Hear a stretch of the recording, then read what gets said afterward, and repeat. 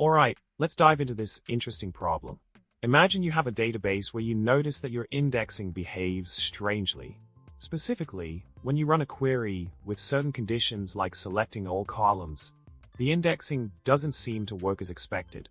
But, surprisingly, when you narrow down the selection to just a few columns, the indexing kicks in and improves performance.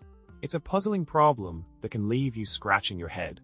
Now, let's talk about the solution to this indexing mystery.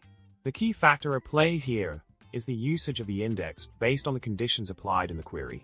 When you have a condition like precoded data underscore pardo and LT equals 2021-0505 code pre, which involves a range comparison, the optimizer may decide not to use the index efficiently.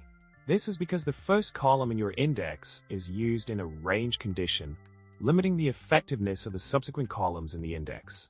On the flip side, when your conditions are more specific, such as precoded data underscore pago and GT equals 2021-0401, and data underscore pardo and LT equals 2021-0505 code pre, the optimizer sees a narrower range of data to match and deems it worthwhile to utilize the index. By specifying a range that targets a smaller portion of the table, the optimizer can leverage the index effectively to enhance performance. It's all about how the query conditions align with the index structure and the data distribution in the table.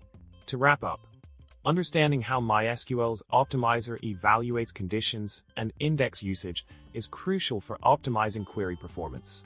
By fine-tuning your queries and index structures based on the data distribution and query patterns, you can improve the efficiency of your database operations.